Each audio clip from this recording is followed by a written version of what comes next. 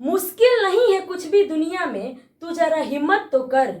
मुश्किल नहीं है कुछ भी दुनिया में, तू जरा हिम्मत तो कर। ख्वाब बदलेंगे हकीकत में, तू जरा मेहनत तो कर। हेलो दोस्तों, मैं मधु कुमारी आप सभी का स्वागत करती हूँ आपके अपने यूट्यूब चैनल कोचिंग गांव वाला में। तो हेलो दोस्तों, कैसे हैं आप सभी। मैं आशा करती हूँ कि आप लोग मस्त होंगे, जबरदस्त होंगे और अपनी तैयारी में पूरी तरीके से व्यस्त होंगे। तो चलिए आज हम क्लास को स्टार्ट करते हैं और आज हम कहानी को आगे लेकर के चलते हैं।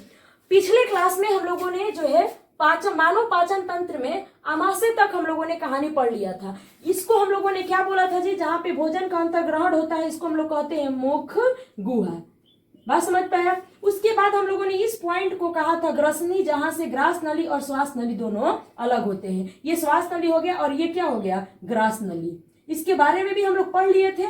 उसके बाद हम लोग पढ़ लिए थे ये आमाशय के बारे में, जहां पे मुख गुहा से भोजन जो है वो ग्रास नली से होते हुए आमाशय में आता है और आमाशय में हम लोगों ने सारी कहानी पढ़ लिया था। आज हम पढ़ेंगे यकृत के बारे में। यकृत के नीचे होता है पित्ताशय के बारे में, जिसमें पित्त रस स्टोर होते हैं। उसके बाद हम पढ़ेंगे अग्नाशय के बारे में, जो इसका हमारे पाचन में क्या भूमिका है। इसके बाद हम पढ़ेंगे छोटी आंत के बारे में।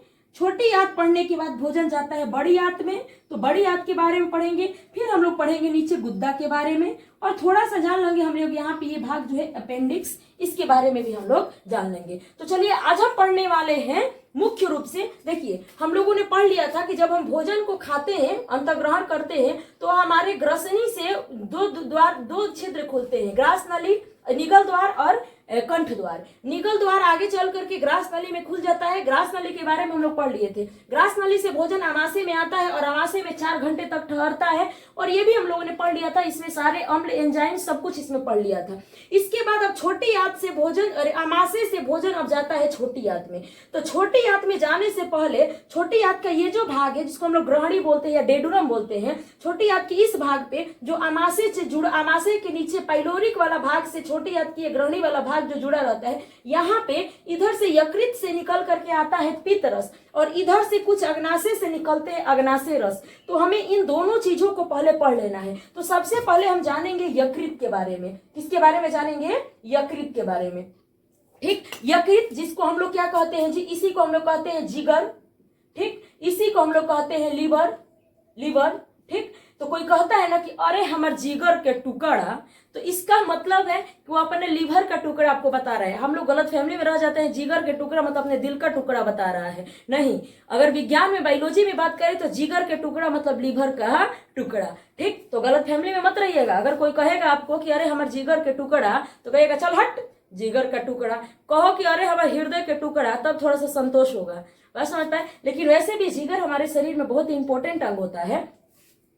चलिए देखिए इधर, तो हम लोग अगर बात करते हैं यकृत के बारे में, तो पहला पॉइंट हमें क्या जानेंगे कि ये कहाँ होता है, इसकी स्थिति जानेंगे। ठीक, तो ये कहाँ होता है जी, तो हमने क्या बताया था कि हमारे चेस्ट से नीचे और कमर से ऊपर का जो भाग होता है उसको हम लोग कहते हैं उदर गुहा। उसे हम लोग क्या कहते हैं, उदर गुहा।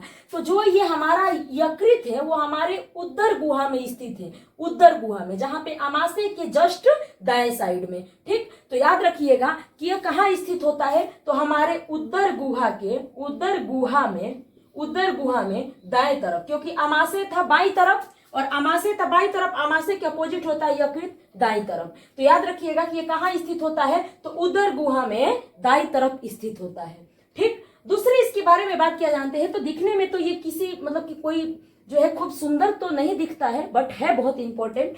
तो अगर इसके बात करें कि ये इसका वजन कितना होता है, लेकिन देखिए जो सुंदर नहीं होता है भाई साहब, वो बहुत इंपॉर्टेंट हो जाते हैं। ठीक, सुंदरता हर जगह मायने नहीं रखती है। हालांकि हमारा लीवर सुंदर नहीं है, लेकिन बहुत इंपॉर्टेंट है। देखिए, तो ये हमारे शरीर का लगभग सबसे भारी जो है अंग होता है, सबसे भारी नहीं, त्वचा को छोड़ करके। त्वचा हमारे शरीर में सबसे बड़ी और भारी अंग होता है। उसके बाद दूसरे नंबर पे हमारे यकृत का ही नाम आता है। तो अगर क्वेश्चन पूछेगा कि शरीर में सबसे भारी अंग कौन सा है, मानव शरीर का सबसे भारी और बड़ा अंग तो त्वचा, और कहेगा मानव शरीर के आंतरिक अंगों में सबसे भारी और बड़ा अंग कौन सा है, तो हमारा यकृत है। यानी कि हमारे आंतरिक अंगों में सबसे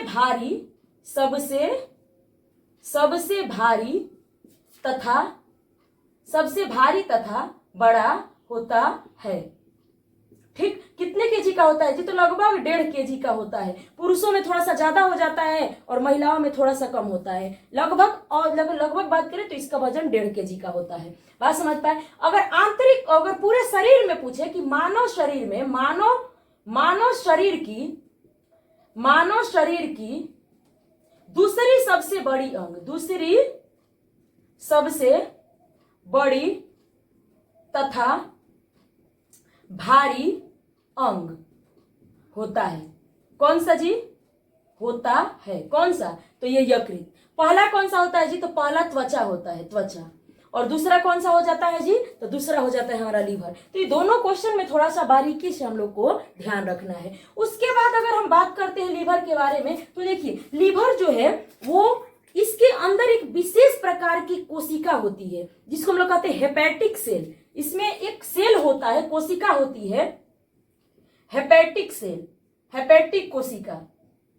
इस कोशिका की वजह से हमारे यकृत में पुनः निर्माण करने की क्षमता आ जाती है। पुनः निर्माण करने का मतलब है कि अगर यकृत का आधा भाग काट दिया जाए तो वो भाग जो काट के निकाल दिया गया है उस भाग को लीवर पुनः निर्माण कर लेता है। जैसे छिपकली की जो पूंछ है उसको काट दीजिएगा तो फिर छिपकली अपना पूंछ पुनः निर्माण कर लेती है। वैसे ही हमारे शरीर का एकमात्र ऐसा अंग है लीवर जिसमें पुनः निर्माण करने की क्षमता होती है। वजह क्या है उसमें? क्योंकि उसमें पाए जाते हैं हेपेटिक कोशिका, जिसकी वजह से हमारे लीवर में पुनः निर्माण करने की क्षमता आ जाती है। कहने का मतलब है कि अगर हम लीवर के आधे भाग को, कुछ हिस्से को काट के निकाल दे तो वो पुनः उस भाग को निर्माण कर लेती है, बना लेती है। किसकी वजह से?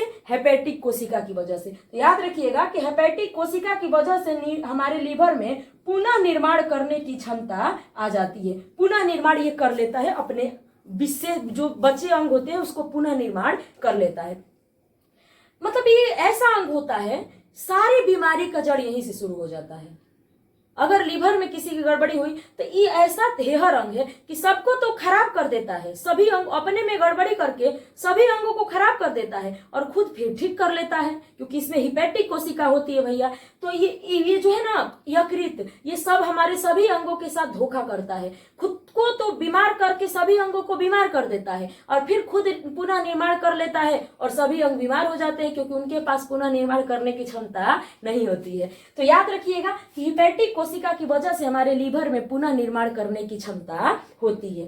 अगर हम बात करें कि हमारा लीवर इतना विशेष क्यों हो जाता है, तो देखिए ये हमारे शरीर का संग्रहक अंग कहलाता है, स्टोर कक्ष कहलाता है, क्योंकि ये बहुत सारी चीजों को स्टोर करके रखता है अपने अंदर। जैसे कि अगर बात करें इसका काम का है तो हम एक छोटा सा अगर हेडिंग डाल लेते हैं यकृत का कार्य, तो अब हम आपको बता पाएंगे कि यकृत का क्या कार्य होता है। बात समझ पाए? तो देखिए यकृत का पहला कार्य होता है कि यह जो है हमारे शरीर में जो विषैला पदार्थ अमोनिया बनता है उस विषैले पदार्थ को यूरिया में बदलता है, यानी कि यह यूरिया का निर्माण करता है। किसका निर्माण करता है जी? यूरिया का निर्माण करता है, यूरिन का नहीं, यूरिया का निर्माण करता है। वो भी अमोनिया जैसे विषैले पदार्थ को कन्वर्ट किस में कर देता है? यूरिया में। जो हमारे देखिए अमोनिया हमारे शरीर में अगर लंबे समय तक रहा तो हमारे शरीर में विष की तरह काम करता है, लेकिन उस अमोनिया को, क्योंकि नाइट्रोजन वगैरह खाते हैं हम लोग प्रोटीन की चीजें, तो उससे अमोनिया बनना जायज है, और उस अमोनिया को यूरिया के रूप में बदल करके यह लीवर जो है स्टोर करके रखता है, फिर ये किडनी के पास भेज देता है, फिर किडनी इसको छान करके यूरिन के रास्ते इसे बाहर निकाल देती है। तो ये यूरिया का निर्माण करता है। तो क्वेश्चन आपसे पूछेगा कि बताइए यूरिया का निर्माण कहाँ होता है? तो यकृत में। यूरिया का निर्माण कैसे होता है? तो यकृत जो है वो अमोनिया जैसे विषैले पदार्थ को बदल देती है यूरिया में। बात समझ पाया? तो यूरिया का निर्माण इसी में होता है। दूसरा अगर इसका कार्य पूछे तो इसमें पित्त रस का निर्माण होता है। किसका निर्माण होता है जी?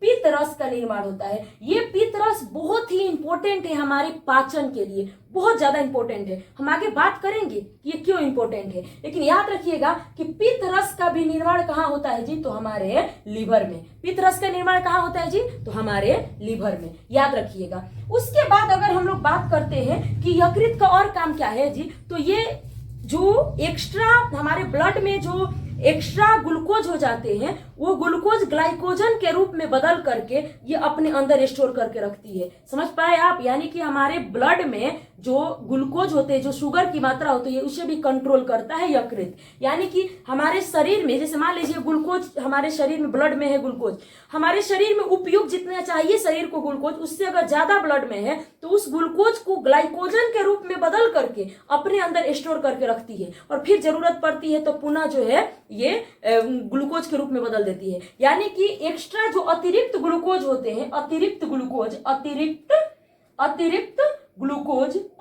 ग्लूकोज, यह अतिरिक्त ग्लूकोज ग्लाइकोजन के रूप में हम आगे बताएंगे कि इसको कौन बदलता है। ग्लूकोज को ग्लाइकोजन में इंसुलिन हार्मोन्स बदल देते हैं, हम आगे पढ़ेंगे। हम ग्लूकोज को ग्लाइकोजन के रूप में अपने अंदर क्या कर लेती है, ग्लाइकोजन के रूप में स्टोर करके रखती है। तो अगर आपसे पूछेंगे बताइए ग्लाइकोजन कहाँ स्टोर रहता है जी, तो कहेंगे यकृत में।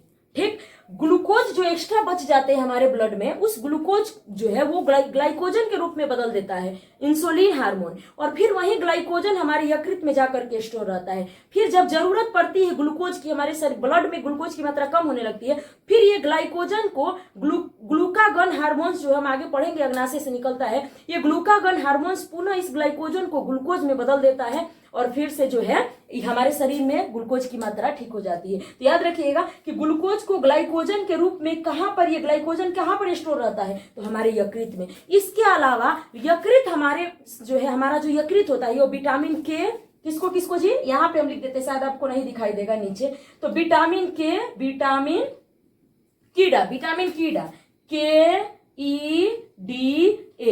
KEDA, विटामिन कीड़ा, मतलब कीड़ा हम कह रहे हैं, चारों विटामिन को मिक्स करके आपको याद करने के लिए KEDA। कौन कौन सा विटामिन, तो विटामिन KEDA, इन सभी को स्टोर करके रखता है कौन, यकृत।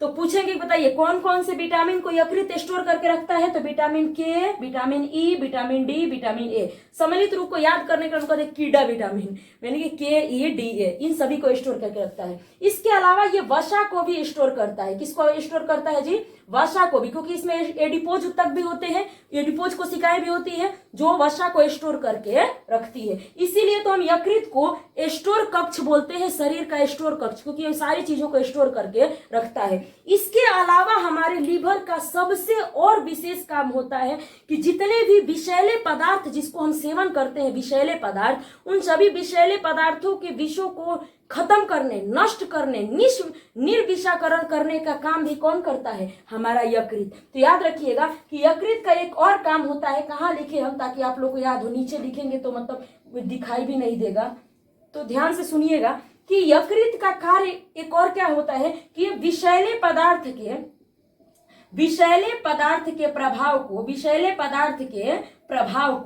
प्रभाव को नष्ट करती है। क्या करती है जी, निर्विषाकरण करती है, नष्ट करती है। यानी कि अगर आप कोई विषैला पदार्थ खा लेते हैं तो लीवर बहुत कोशिश करती है कि उसके विष के प्रभाव को वहीं पे खत्म कर दे, ताकि वो पूरे शरीर में ना फैले। लेकिन अगर वो ज्यादा पॉइजन वाली चीजें होती है तो लीवर वो करने में हार जाता है, तो वो जहर पूरे बॉडी में फैल जाता है। लेकिन लीवर ये पूरा कोशिश करता है कि हम इस विष के प्रभाव को यहीं पे खत्म कर दे, ताकि वो पूरे शरीर में ना फैल पाए। तो अगर कोई व्यक्ति जहर वगैरह या कोई भी चीज खा करके मरता है, तो जो उस पोस्टमार्टम के समय उसका लीवर का जांच होता है, और लीवर में ही पता चलता है कि वो व्यक्ति कोई विषैला पदार्थ खा करके तो नहीं न मरा है। तो अगर आप जहर खाते हैं तो आपके किस अंग की जांच की जाएगी, कि आप जहर खाए हैं तो कौन सा जहर खाए हैं, कितना जहरीला जहर खाए हैं, तो यकृत की जांच की जाती है। क्योंकि सारे विष कहाँ इकट्ठा हो जाते हैं, यकृत में जाकर के। और यही यकृत काम क्या करता है भैया, इसको खत्म करने का, प्रभाव को खत्म करने का भी काम करता है। लेकिन ज्यादा विषैला हो जाता है तो वो इसे खत्म नहीं कर पाता है और जहर पूरे बॉडी में फैल जाता है। तो याद रखिएगा हमारे यकृत का इतना सारा कार्य है, इसीलिए हम यकृत हमारे शरीर के लिए सबसे महत्वपूर्ण अंग हो जाता है। बात समझ पाए आप? तो ये यकृत का कार्य था।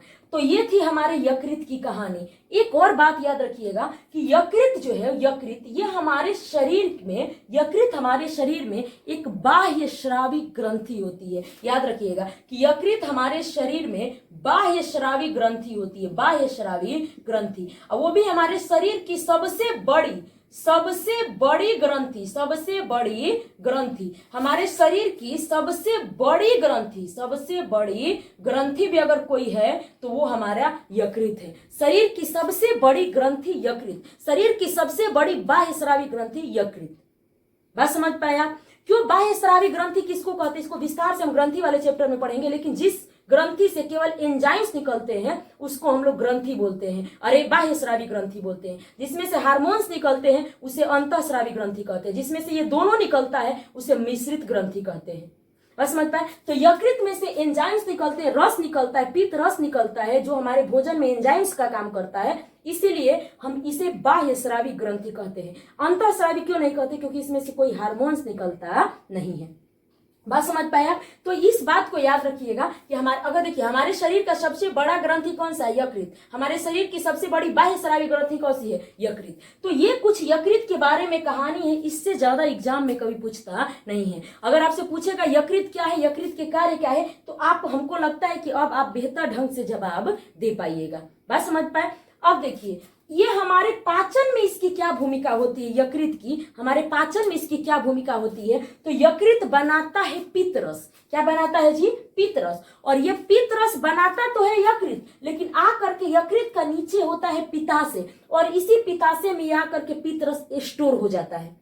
और जब हमारा भोजन जैसे ही आमाशय से उतरता है छोटी आंत में, तो छोटी आंत के जैसे ही इस भाग में आता है भोजन, तुरंत इधर से निकलने लगता है पित्तरस और भोजन में मिल जाता है, और ये पित्तरस भोजन को क्या कर देता है? क्षारीय। तो आप याद रखिएगा कि यकृत का हमारे पाचन में क्या भूमिका है। तो यकृत पित्तरस बनाता है, और ये पित्तरस हमारे भोजन को क्षारीय कर देता है, वसा को पैशीकरण कर देता है, वसा को तोड़ देता है ताकि आसानी से लाइपेज इसको पचा पाए। तो इसलिए हमारा यकृत जो है हमारे पाचन के लिए काफी महत्वपूर्ण हो जाता है। तो ये याद रखिएगा आप यकृत की कहानी। अब हम जानते हैं, देखिए इधर से यकृत और इधर से अग्नाशय, ये दोनों काम कर रहे हैं। एक बात और आप याद रखिएगा कि यकृत में जो यकृत निर्माण, तो पित्तरस कहाँ होता है जी? निर्माण यकृत में। स्टोर कहाँ हो जाता है? पित्ताशय में, गाल ब्लडर में, यहीं पे स्टोर हो जाता है पित्ताशय में। तो क्वेश्चन पूछेगा कि पित्तरस का निर्माण कहाँ होता है, तो कहिएगा यकृत में। पित्तरस कहाँ संग्रहित रहता है? पित्ताशय में। पित्तरस जहां करके इकट्ठा हो जाता है उसे हम पित्ताशय बोलते हैं। बस समझता है? यकृत के नीचे वाला भाग होता है पित्ताशय।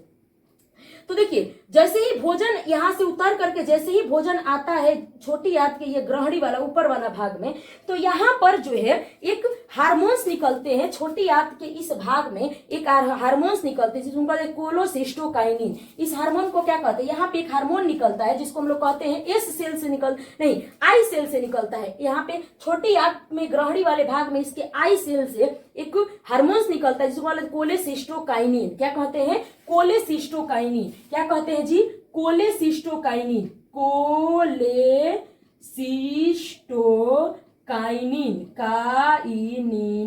कोलेसिस्टोकाइनिन। ये कोलेसिस्टोकाइनिन हार्मोन ही उत्तेजित करता है पित्ताशय को कि अब भोजन आ रहा है हमारे भाग में, जल्दी से पित्तरस का निकालना शुरू करो, जल्दी से पित्तरस निकालना शुरू करो।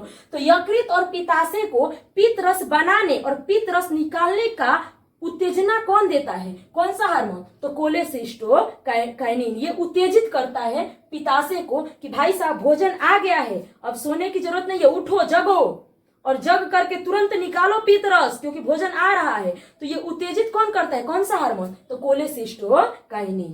तो इतनी बातें आप याद रखिएगा। अब हम जैसे ही यकृत पढ़ लिए तो अब हम पित्तरस के भी बारे में जान लेते हैं। तो आप इतनी बातों को याद रखिए, हार्मोन्स को भी आप याद रखिएगा।